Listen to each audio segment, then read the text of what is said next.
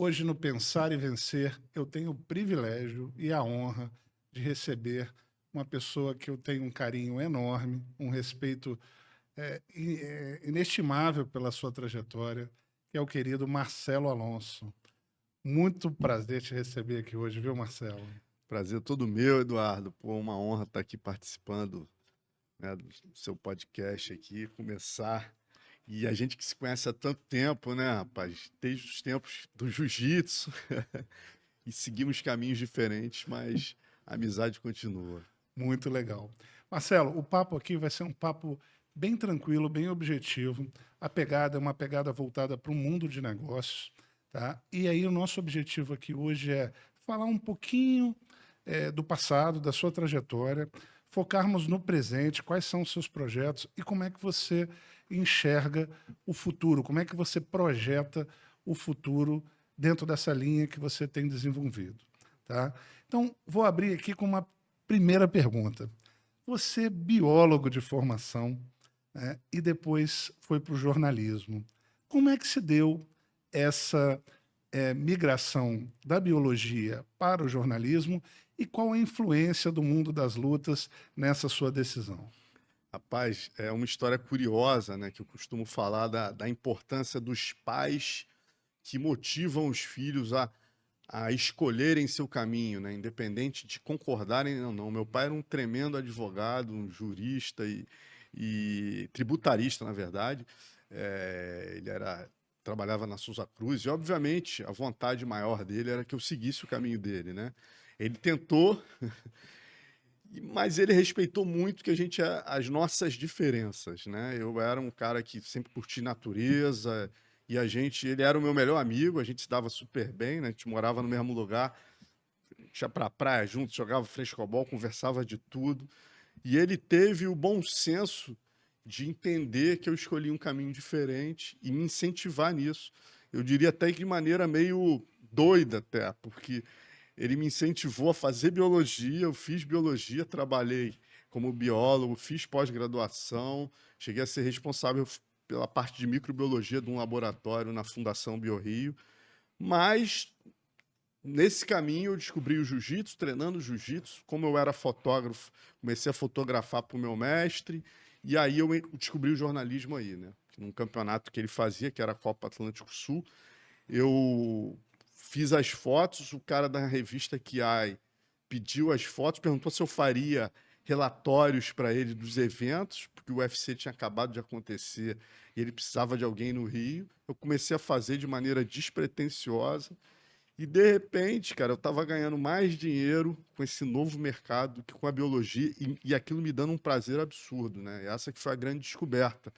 Tendo feito todos os psicotécnicos possíveis, não me arrependo de ter feito biologia, mas eu descobri o jornalismo desse caminho através do jiu-jitsu, fotografando para o meu mestre, escrevendo para uma revista de São Paulo, passei a ser o correspondente, fotografar, escrever, fotografar anúncios, e eu comecei a ganhar muito mais dinheiro em 3 meses com jornalismo marcial, que nem existia na época, do que com a biologia. E falar com meu pai, falei, pô, pai, ele, cara, segue o teu caminho. Tu acredita nisso? Meu pai adorava a luta também, era um fã do Carson Gracie. Falou, eu acho que tem maior pé.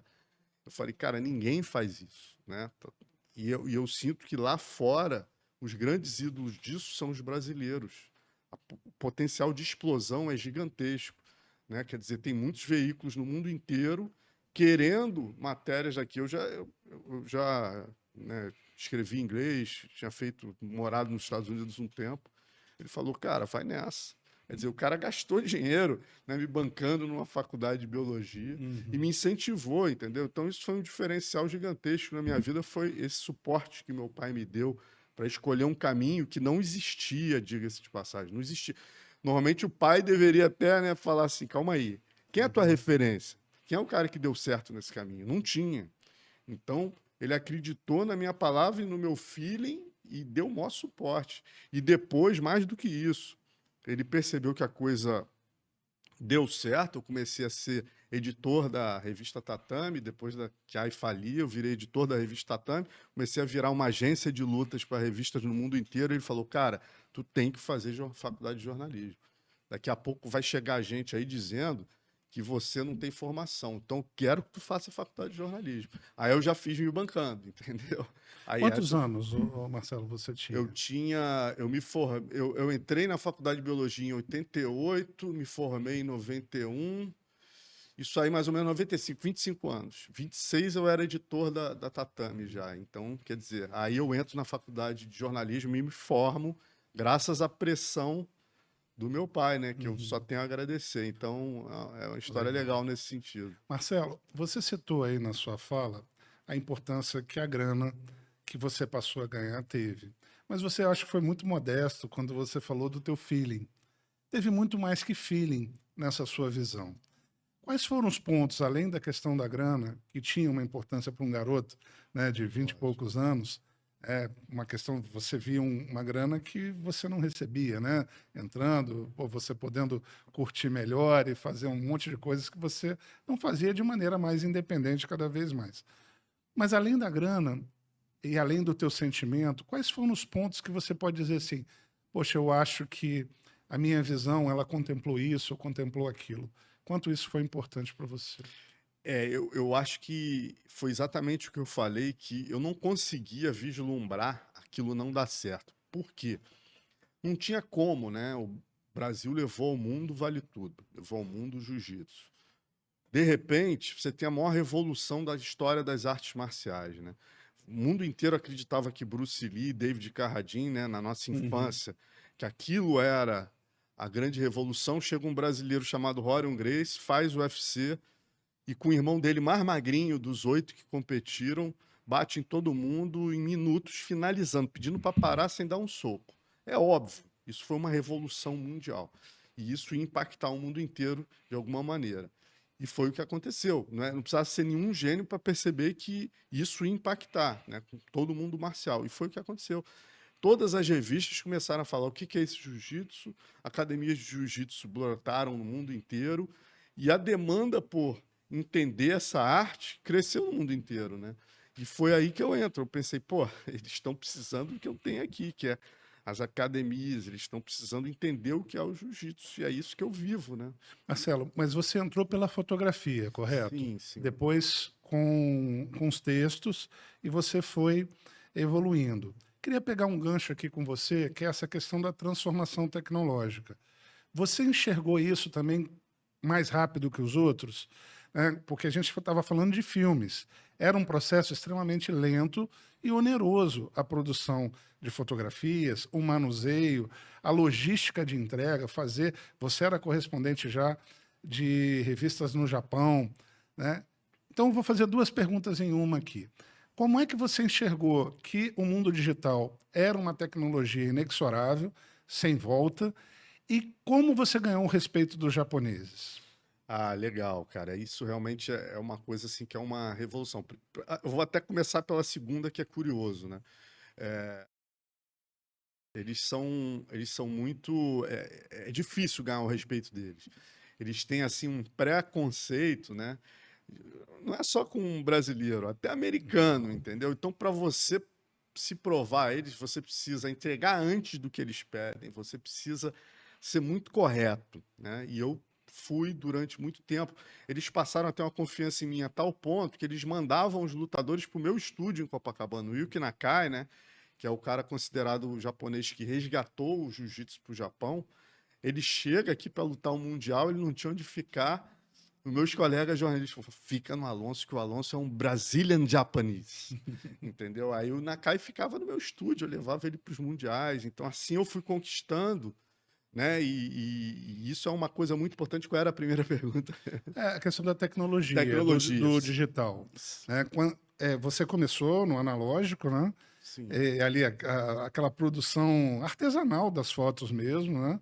E como é que você enxergou, mesmo o digital, tendo começado com uma qualidade inferior, como é que você falou assim, pô, esse aqui é o caminho que não tem volta? E aí você foi pioneiro, mais uma vez, ao ter uma visão que os outros demoraram alguns anos para ter no nível que você teve, né? Então você ganhou uma vantagem competitiva muito grande. Estou correto?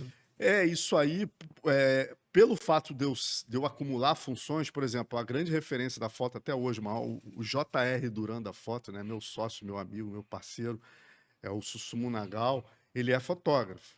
Então ele busca o melhor na fotografia. Eu, no caso, desde o início, eu entro com várias funções, né? Porque eu sou fotógrafo, eu sou editor, eu escrevo, então eu tinha que conceber o todo. Eu tinha que pensar a matéria, já pensando na minha capa para tatame. Eu fazia uma foto falando, cara, tô sem capa. Eu tô ali no meio do evento já pensando quem vai ser a capa. Então eu tinha uma visão um pouco diferente. E um dos meus maiores perrengues financeiros para o meu negócio virar, né? Você imagina, a revista japonesa era Biweekly, né? Que é a Kaktogi Tsushin. Então eu tinha que mandar pacotes de matéria no início via FedEx, cara. Era uma grana. Isso comia muito dos meus ganhos, né? Uhum. Apesar de eu ganhar em dólar na época.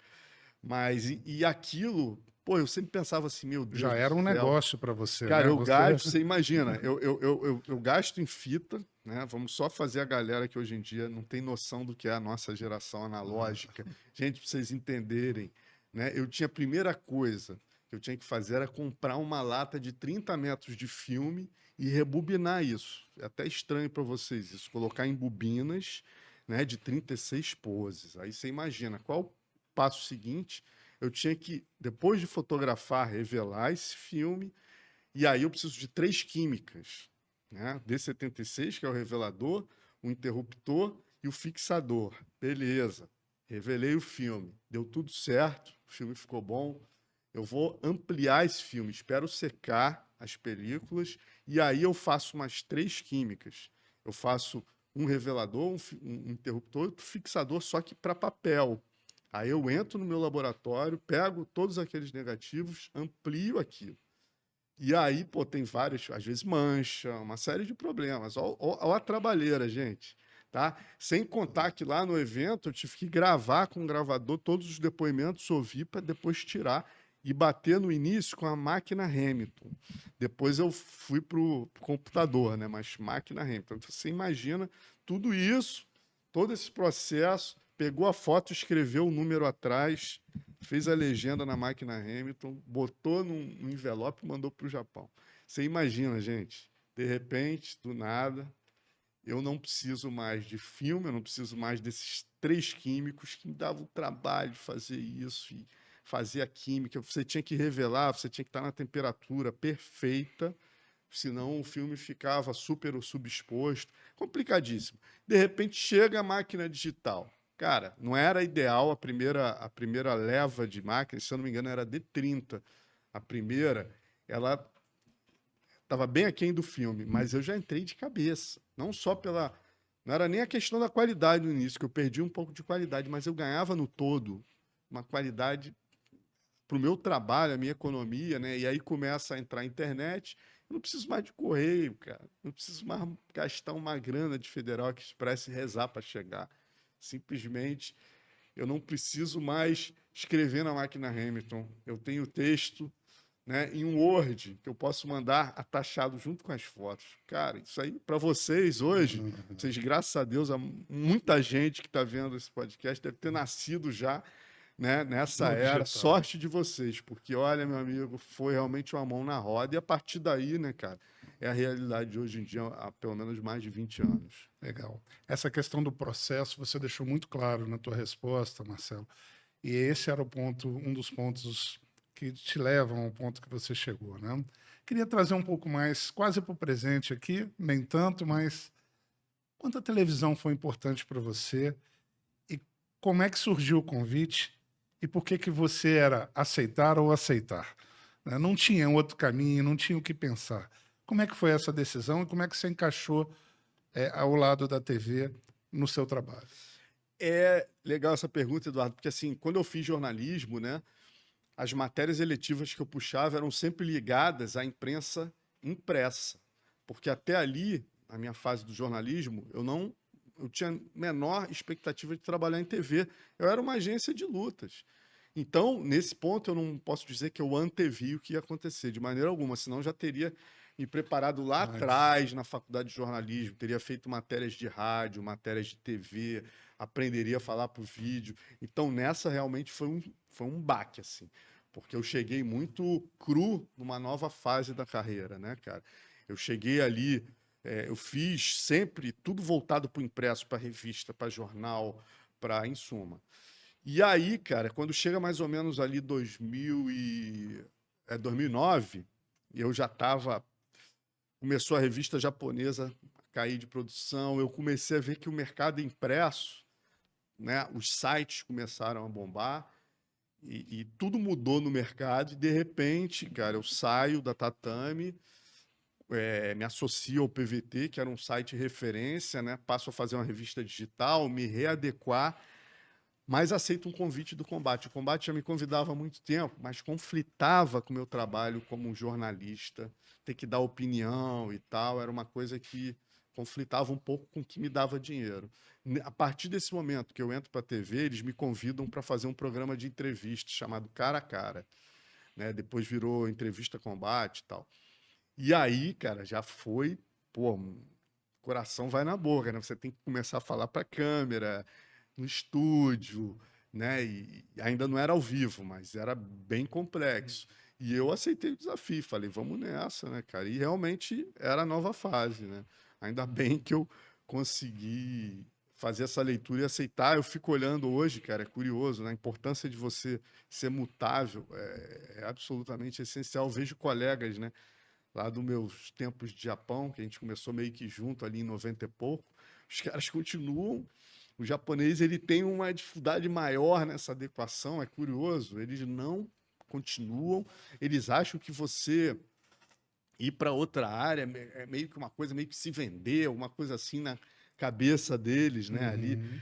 Então, o cara que era fotógrafo continua sendo fotógrafo. Porra, os rendimentos dele diminuíram muito. Ele não se adequou. O outro que era jornalista, cara, continua escrevendo para revista de luta no Japão. A gente hoje nem tem mais revista no Brasil de luta impressa, né? A gente tem vários sites. A Grace e a Tatame se adequaram à nova realidade, são sites, são excelentes sites, por sinal.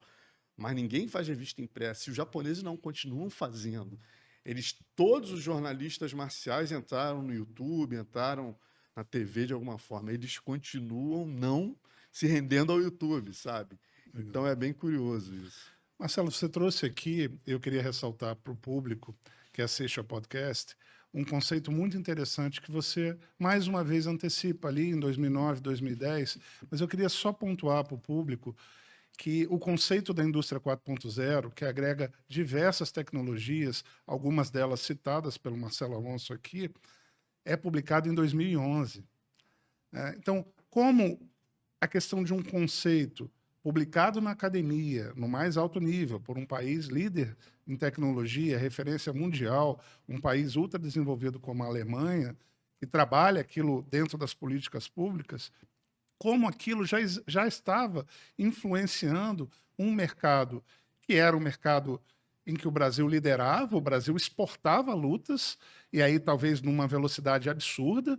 Começou lá no final da década de 90, mas nos anos de 2010 houve uma grande explosão de exportação das lutas mesmo. A gente nem vai explorar isso muito aqui, mas de uma maneira não muito padronizada nem organizada. A coisa foi numa tsunami mesmo, se a gente puder pegar emprestado o termo japonês, né? Mas como isso impactou. E é isso que eu queria chamar a atenção aqui de quem está nos ouvindo, quem está nos vendo, que é essa questão de como essa transformação ela está no nosso dia a dia e a gente muitas vezes não percebe isso com muita clareza. Quando a gente olha para trás e conta uma história, isso fica mais fácil. Tá? Então, esse ponto trazido por você, Marcelo, é de muito valor, agrega muito valor para o nosso público. Tá? Marcelo, para a gente encerrar essa questão do passado, eu queria lembrar para você uma história que une duas paixões, o futebol e a luta e o jiu-jitsu. Né? Eu queria que você contasse aquela passagem que te deu uma capa, que foi lá na praia de Copacabana que parou. Conta essa história para nós aqui. Essa história é bem legal, Eduardo, que foi mais uma vez o nosso baixinho, né? O Romário. Ele tinha, na verdade, já me ajudado em 98, né? O Vitor Belfort uma vez me liga e fala assim, Alonso, nessa época o Mark Kerr, que está entrando no cinema agora, o The Rock, né? O Dwayne Johnson, está fazendo um filme que vai entrar agora, sobre a vida do Marquet, que foi o lutador mais temido durante 4 anos, né? Era o peso pesado mais temido e o Romário era muito fã dele. E aí o Romário, cara, logo depois, né, de dar a Copa pra gente ali, era 97, na verdade, 3 anos depois de nos dar a Copa de 94, ele soube que o Vitor tava com o Marquet e, pô, ficou doido. Aí o Vitor me ligou, falou, pô, cara, vem cá que eu vou te dar um furo de reportagem. Aí eu chego, tá o Vitor e o Marquet no Torão. Falei, pô, tá bom. Eu tinha lançado um quadro chamava Cara a Cara. Falei, pô, cara, já tenho a capa desse mês. Eu tava no maior perrengue aquele mês para conseguir uma capa. Falei, pô, Vitão, me salvou, cara. Aí ele, não é essa a surpresa ainda não. Aí saímos, eu fiquei olhando assim pro Marquet, entramos numa van, seguimos reto, chegamos no Café do Gol, tá o baixinho assim com a mão na cabeça. Que isso, sou muito teu fã, peixe. Aí eu, caraca, meu irmão, é o Romário. Na verdade, o furo era o Romário. Aí o Romário nos recebeu lá, ficou eu, o Vitor, o Marquet e o Romário. Pô, a noite inteira, terminamos na People ainda, saímos 5 horas da manhã do negócio. Mas rendeu uma tremenda capa, que eu botei o Marquet entrevistando o Romário e a capa da Tatame é o Marquet dando um mata-leão nos dois, assim, né? E dizendo que e a capa era Romário, abraço, vale tudo. Ele dizendo que ia fazer um evento de vale tudo na frente do Café do Gol. E isso não se realizou, mas falando uma coisa que parecia, né, que não ia acontecer. Vitor, vou te levar para ser representante do Flamengo no futebol, do Flamengo no MMA. Né? Aí o Vitor, pô, será? O Vitor me liga 3 semanas depois, fomos no Flamengo. O Vitor foi apresentado no estádio do Maracanã, num dia de Flamengo e Grêmio. O Ronaldinho roubou o jogo, foi 3-2. Podem procurar no YouTube esse jogo, que é antológico. O Romário fez 1 ou 2 e o Ronaldinho roubou o jogo. Foi 3-2, Ronaldinho contra Romário. E o Vitor é apresentado com o kimono do Flamengo e fizeram, olha que loucura. Desculpa eu me estender aqui, mas essa história vale. Não. Fizeram, botaram um vascaíno falso, o cara era flamenguista, para entrar no campo. E o placar do Maracanã anunciava Vitor Belfort é Flamengo. E aí o vascaíno ia entrar, o Vitor ia dar um quedão nele no meio do campo e finalizar ele com armlock. A torcida ia vir ao delírio. Detalhe, não avisaram a polícia. Quando o vascaíno entra, o Vitor vai em direção dele, os policiais já vêm com o cacetete, enfiam o cacete no vascaíno. Calma aí, meu irmão, calma aí, eu sou Flamengo, eu sou Flamengo. Ninguém entendeu nada. Resumindo a história, foi um vexame tão grande que o Vitor não continuou o contrato. Foi apresentado como Flamengo, mas não fez nenhuma luta como Flamengo. Nossa, que Passam-se história 3 anos, linda. aí entra essa história do Romário nos ajudar, Romário já no Vasco, né? E aí eu recebo a equipe da Number, que era a maior revista, eu trabalhava para a Cactogue do Sushin, e a maior revista de esporte do Japão, chamada Number Magazine, né?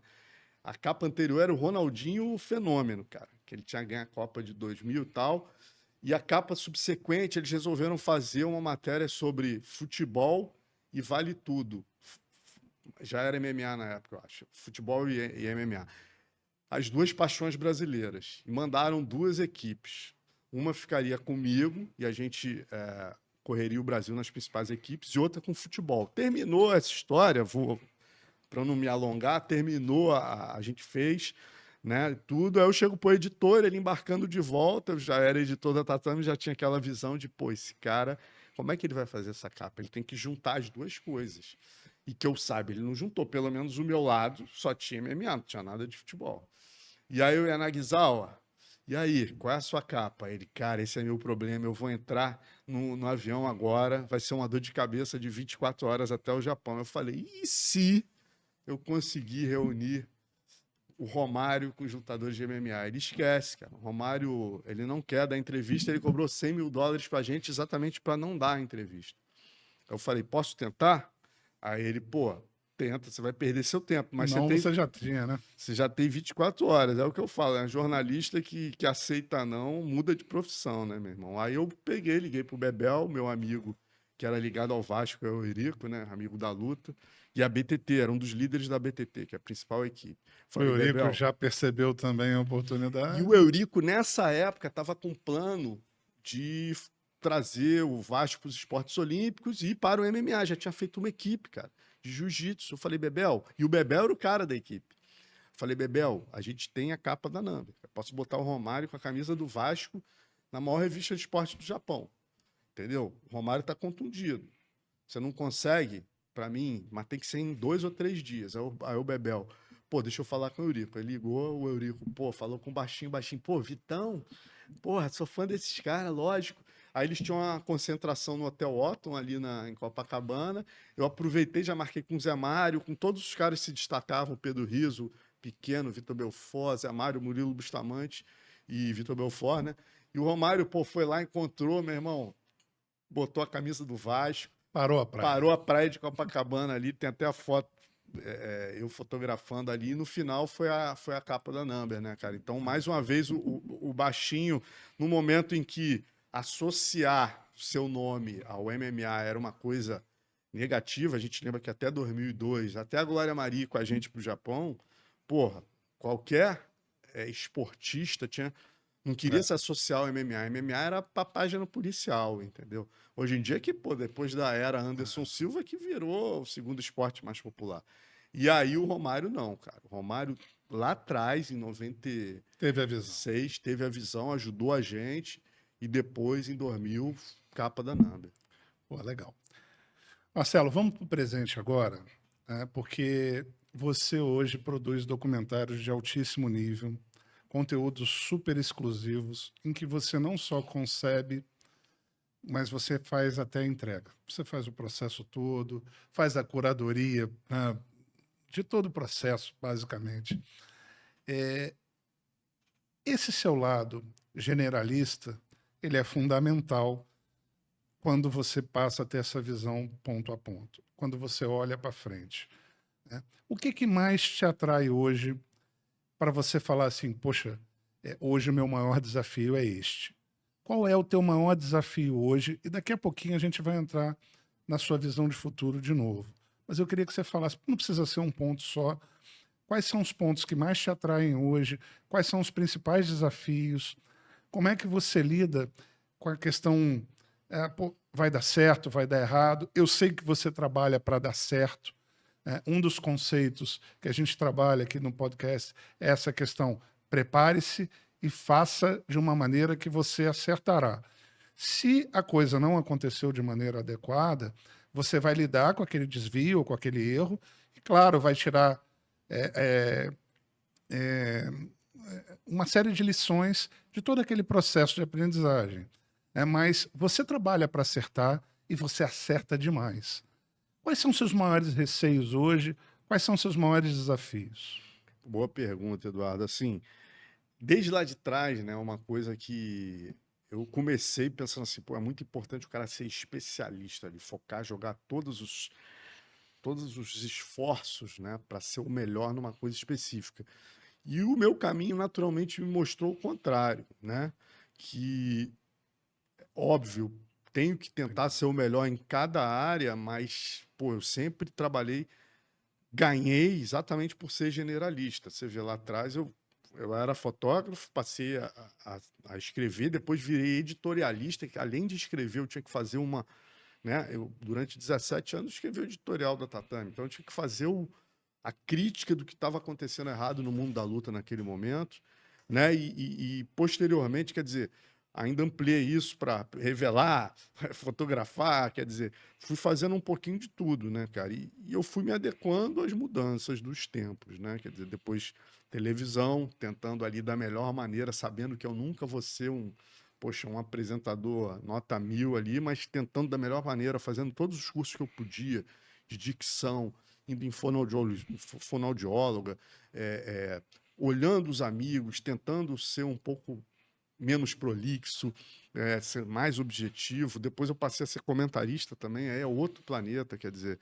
Então, sempre tentando melhorar. E esse meio é o que a gente falou, a gente está vivendo numa era, né, que você vê, em 20 anos, cara, eu acho que a gente foi obrigado a se adequar e a mudar de maneira que, pô, se a gente for comparar nos últimos 100, Velocidade a é absurda. velocidade, cara, do digital, pô, tudo A que a gente aceleração, viveu em né? uma geração é inacreditável. E a gente continua vivendo. Essa tua pergunta é muito pertinente por conta disso. Quer dizer, YouTube, apresentação e tudo isso, e essa nova fase, né, com relação a documentários é um pouco disso também, né? Entender, contar histórias, como contar histórias e se associar às pessoas certas e para contar histórias. Eu fiz um agora, cara, que é o 500 anos de luta dos samurais ao MMA. Esse documentário a gente contou a história inteira do esporte, né? Isso eram meus sonhos desde lá de trás. Não era nem contar aqui. Aqui eu sei que é importante contar essa história, né? Hoje o Zuckerberg é um fã do jiu-jitsu desesperado, assim. Luta campeonatos do nosso mestre Cláudio França, né? Aham. E o Zuckerberg, pô, hoje você imagina. Então, hoje o jiu-jitsu virou uma febre mundial. Nos Estados Unidos é a arte marcial mais praticada. Aí falam, o wrestling. Não, arte marcial. O wrestling é esporte olímpico. Falando de arte marcial, né? Mais praticada nos Estados Unidos hoje. É uma coisa inacreditável que é o jiu-jitsu brasileiro. E esse meu documentário foi exatamente pegar os pontos todos, né? Trazer historiadores e protagonistas contando essa história inteira, desde os samurais, passando por Jigoro Kano, Mitsuyo Maeda, passando pelo família Gracie inteira, Carlos e Hélio, toda a primeira geração do Vale Tudo, até chegar no Zuckerberg.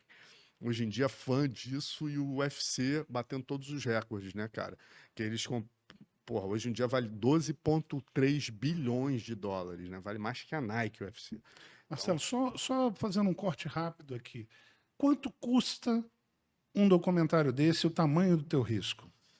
Como é que você lida com o risco? Faz, não, eu vou colocar em pé um documentário. Porque a partir do momento que você passa a pensar no documentário, tá, o odômetro tá andando, né? Tá rodando. Já te custa alguma coisa, nem que seja seu tempo. Depois você passa a ter custos diretos e indiretos.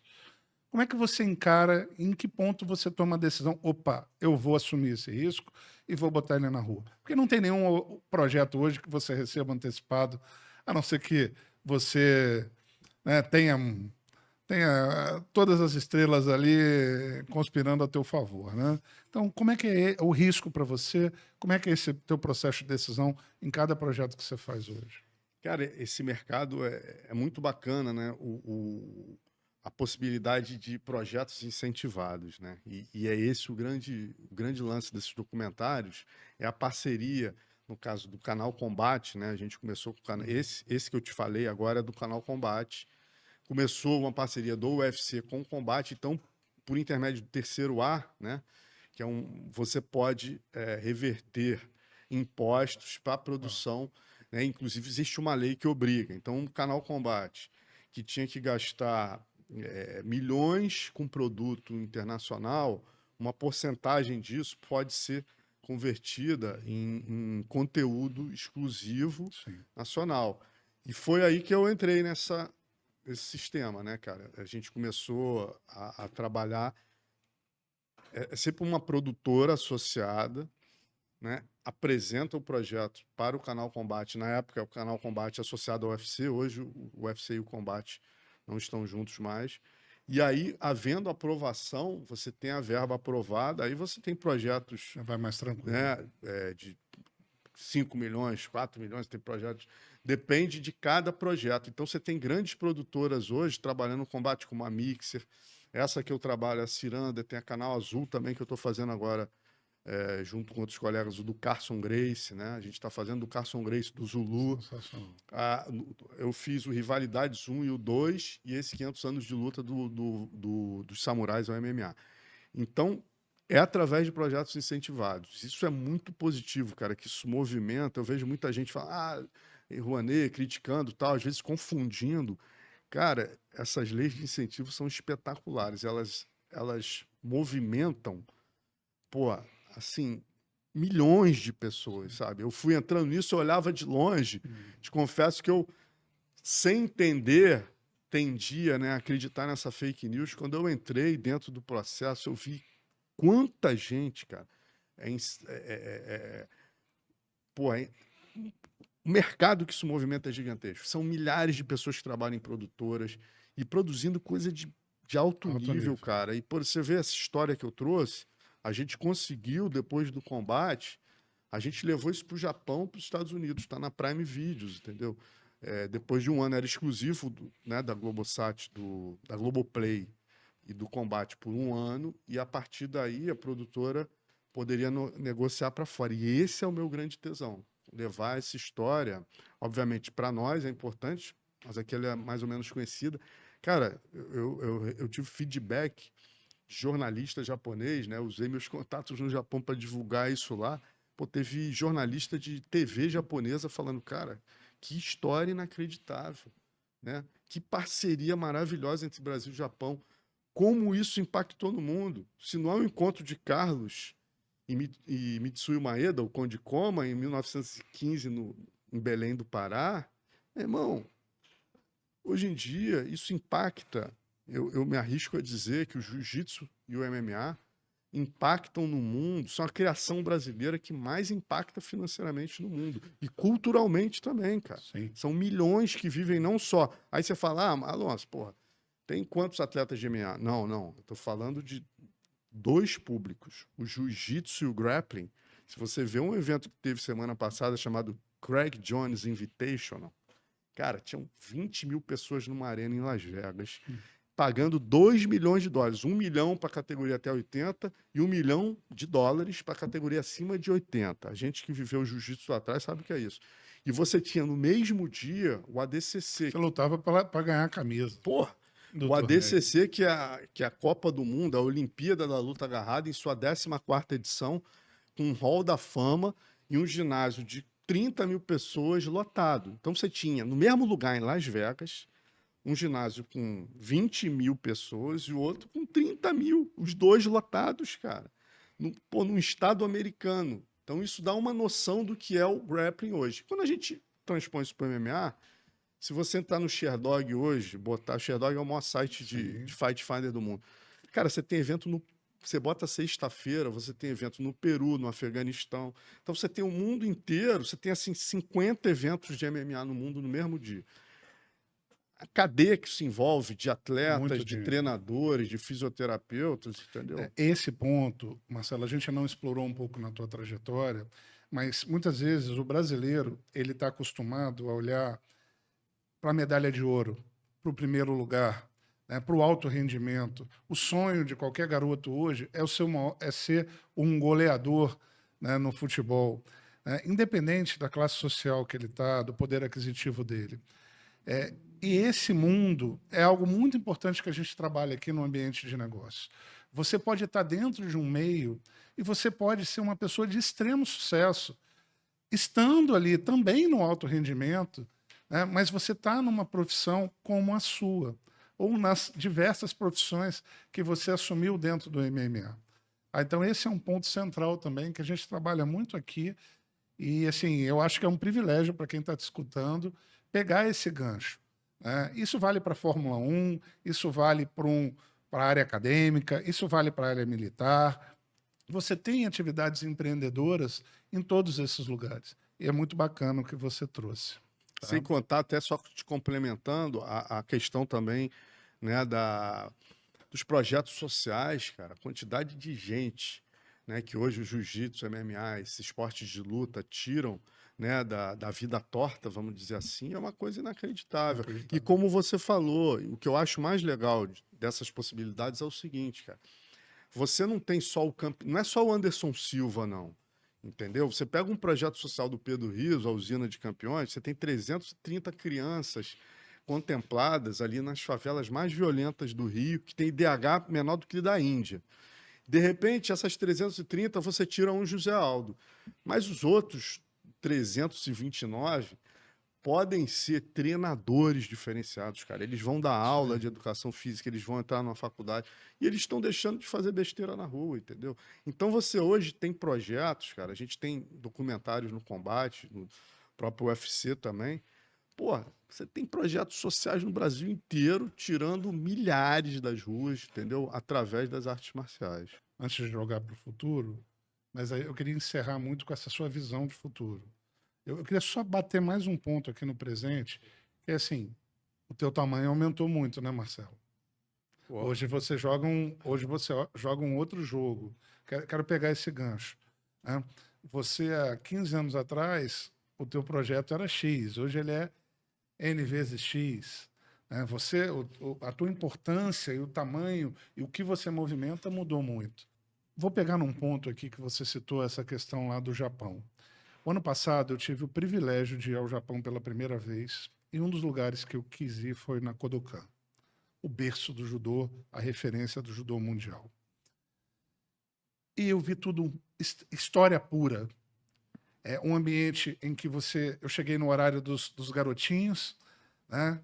4, 5 anos, e lá o judô é um pouco do que você falou, mas extremamente estruturado, que é o judô como filosofia do esporte, mas 100% atrelado à educação. E aí você vai fazendo um funil e você chega lá no alto rendimento.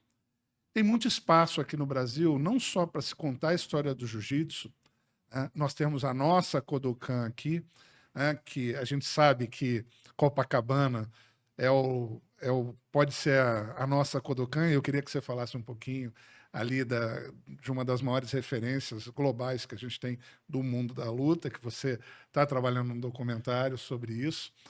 Mas, além disso, eu queria pegar esse gancho para a gente jogar um pouquinho essa história lá para frente.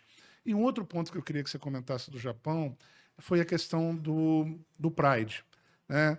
Por que que o Pride perde a força que tinha e é absorvido pelo UFC? Né? Como é que se deu essa história? E aí depois a gente vai para o futuro, que eu acho que a gente tem aí o final da nossa entrevista para explorar um pouco mais sobre a sua visão de futuro. Tá, vamos primeiro falando da Kodokan, né, cara? Realmente é uma coisa incrível que eu vinha falando que a gente aborda muito nesse nosso documentário, né? Essa grande parceria Brasil-Japão, né? Que permitiu aí. Você vê, hoje o esporte que traz mais medalhas para o Brasil nas Olimpíadas, né? Tá aí comprovado numericamente mais uma vez, é o judô. Né? E a gente tem, como eu falei, o jiu-jitsu hoje revolucionando o mundo através do MMA, do jiu-jitsu, projetos sociais, e, quer dizer, tanta coisa positiva que essas duas artes, né, que essa grande parceria Brasil e Japão traz. E eu acho que o que falta um pouco, Eduardo... O próprio chão já mudou nas últimas 2 Olimpíadas no judô.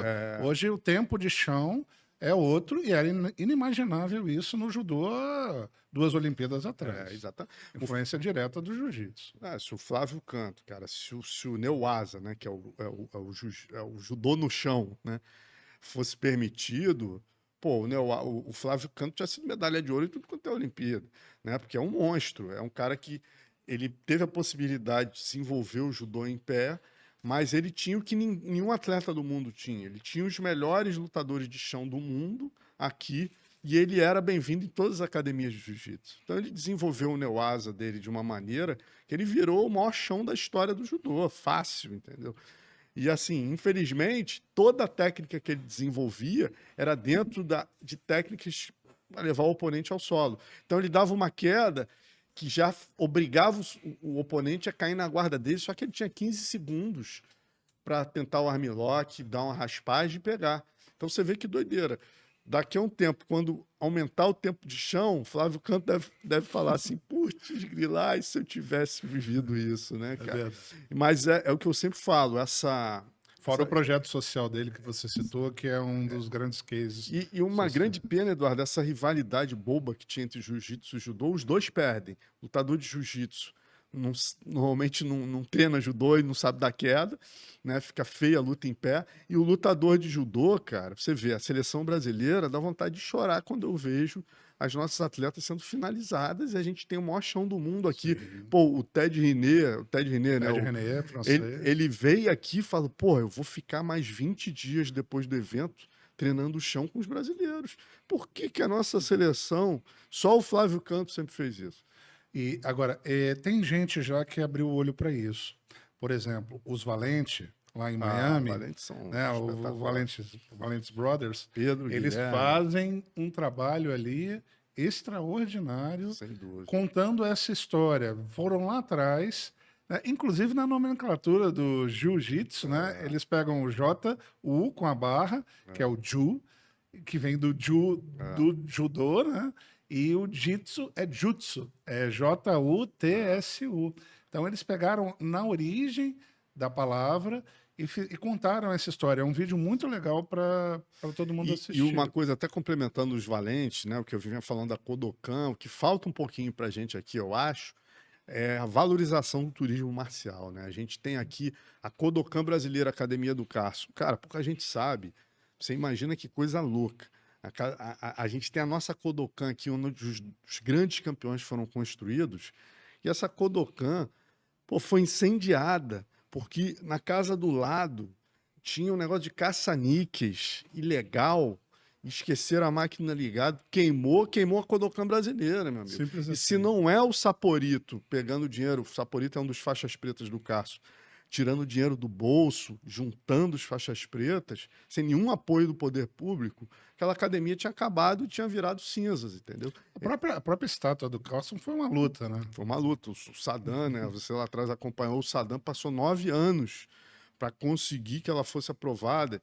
Então, quer dizer, hoje o gringo chega aqui, eu sempre falo isso, meus amigos jornalistas chegam aqui e falam, cara, aqui é o berço de toda essa história do jiu-jitsu. Não esquece a história do Pride, não. Não, já vou falar. Mas os jornalistas chegam, pô, cara, onde é que me leva? Onde que. Pô, vamos ali no Carson. Graças a Deus, tô sabendo que o prédio está sendo vendido por 15 milhões. Então, quer dizer, de repente a gente já perde a nossa Kodokan já de cara, né? A primeira academia do Carlos e do Hélio tá lá. A primeira Grace, que é ali na Marquês de Abrantes, 120. Pô, é um depósito de roupas, meu amigo. É onde tudo começa, em E, 1930. e gerando bilhões de dólares por ano, Né? né? O Brasil exportando serviços através da luta. É até uma coisa que é mal estruturada, não por quem faz, é pelo próprio país como um ativo do país, né? Eu acho Sim. que o Brasil deixou escapar muita coisa e vai continuar deixando. Mas vamos voltar ali para o Vamos pro Pride. Pride, vamos pro Pride. Aham. Fala um pouquinho ali, porque você sabe por que que o Pride morreu. O Pride, cara, eu tive a oportunidade, pô, sem dúvida são os nossos anos dourados do MMA, né? Eu tive em 6 edições e, pô, não dá pra comparar com nada. A Glória Maria, né, cara, tem até um relato curioso que ela chegou pra cobrir o Pride e aí a gente tava tomando café, o Minotauro e o Vanderlei iam ser campeões se ganhassem, né? Quer dizer, o maior evento do mundo com 2 brasileiros ganhando cinturão na mesma noite. E eu estava tentando localizar ela nisso, né? No sentido de. E ela ainda torcendo o nariz. Foi engraçado essa, pô, ídola máxima, né, do jornalismo. Eu ali, cheio de dedos, Glória, que você precisar, eu tô aí e tal. Né? E ela, não, deixar bem claro que eu vim aqui mostrar, né, no Fantástico que, poxa, tem brasileiros muito famosos aqui, que, pô, tem até jogos no videogame, vou botar os dois jogando, e é isso. Porque eu não considero isso esporte, tá? Aí eu falei, tudo bem, vamos lá. Eu sabia que ela ia mudar de ideia, mas eu deixei, né? Pô, a mestra das mestras ali, quem sou eu para debater, meu amigo? Primeiro ela foi conhecendo os caras e vendo que o conceito dela de luta Não tinha nada a ver. não era nada daquilo, ficou fã. Quando chega na hora da luta, pô, Minotauro, aquela luta espetacular onde ele tomou um knockdown no fim do primeiro round do Crocop, sendo transmitido ao vivo para a Croácia a luta. Pô, e depois ele vai e pega o braço do croata. Pô, a Glória já perde, eu já chego perto dela na hora, ela já tá xingando de palavras impublicáveis o croata. Então já tinha sido picada pela mosquinha azul do Tava na MMA. veia. E aí, depois o Vanderlei é campeão. Ganha do Yoshida e ganha do Quinton Jackson naquele famoso nocaute que o cara vira, joelho. né, do joelho. Irmão, dia seguinte fui tomar café com ela e ela me deu uma entrevista que eu, como jornalista, foi uma das maiores aulas, que ela chega e fala, olha, Marcelo, o que eu aprendi é o seguinte, o jornalista nunca pode chegar numa pauta com preconceito. Ele tem que entrar no olho do furacão e aprender tudo que tem ali dentro. Eu nunca vi nada igual ao Pride, né? A gente é uma orquestra sinfônica com uma cachoeira caindo. Pô, já fui a show de Pink Floyd, já fui os maiores shows de rock do mundo e eu nunca vi nada igual ao E Pride. ela no topo da pirâmide da E profissão. aí ela faz uma matéria no Fantástico na semana seguinte, dá 42 pontos, recorde, né? Tanto que ela teve que ir na casa do Minotauro a semana seguinte explicar quem era o Minotauro. E a partir daí o nosso esporte vira.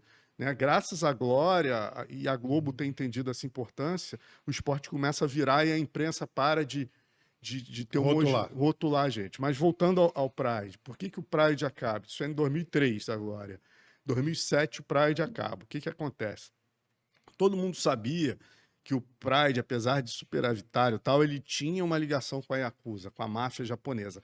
Mas achava-se que era fofoca. A gente que está ali no meio cobrindo, a gente sabia, entendeu? Tinha um japonês ali que foi suicidado, que era um vice-presidente ali, a gente sabia das histórias, entendeu? E aí, meu amigo, numa situação, um jornal japonês fez uma matéria jogando realmente, né, no ventilador, e a Fuji TV, que era a principal, né, era o veículo do Uhum. Pride, transmitia ao vivo, teve que parar, né? Aí cancelou o contrato. Quando cancela o contrato, cara, as finanças começam a ter problema, e acusa, tira o dinheiro, e aí o Dana White, que está crescendo na época, era o segundo evento, fala, opa, ele e os irmãos Fertitta vão lá e em 2007 compram o Pride com os contratos todos, né, que eles queriam, Fedor, Minotauro, Vanderlei, e trazem todo mundo para o UFC, e o UFC passa a ter, Sensacional. né, a hegemonia do esporte. E acontecia no Tokyo Dome, né? Que é no coração de Tóquio, né? É uma coisa assim Yokohama, extraordinária. vários, né? Fizeram O maior de todos, porque foi a gente sabe, o maior evento da história, tem um do boxe, se eu não me engano, do Muhammad Ali, que é o maior, mas o segundo maior evento da história do boxe e do MMA juntos é o evento que o Minotauro lutou com o Bob Sapp, isso que mesmo. foi no ginásio, foi no estádio de Tóquio, né? É um estádio de futebol, Sim, 109 mil pessoas, lotado. incrível. Que o Hélio Gracie foi lá, apertou a mão do Minotauro e falou: sou seu fã, menino. Show. Marcelo, vamos para o encerramento. Eu queria que você falasse um pouquinho como você se enxerga, como você se vê daqui 10, 15 anos. Por que você vai continuar essa sua trajetória? Você hoje chegou num ponto, claro, você sabia que ia crescer, mas você deve ter muito orgulho da tua trajetória, das pessoas que te apoiaram. A tua fala, você carrega muito essas ligações, quem te ajudou, quem você ajudou, né? Você não espera de quem você ajudou, mas você tem muita gratidão de quem você recebeu ajuda. Isso é muito legal e isso garante uma perenidade, uma sustentabilidade no que você faz. Como é que você vê o Marcelo daqui 10, 15 anos e por que você vai continuar essa história tua? Pô, Eduardo, é como você vê, né? O que a gente vinha falando aqui, o que marca, né, essa nossa geração, é uma geração, você vê, 20 anos de mudanças absurdas. Não é mudança, mudou de filme para digital. Não, mudança de filme para digital. De repente, as revistas acabam, cara. Você imagina, 200 anos antes tinham revistas, né?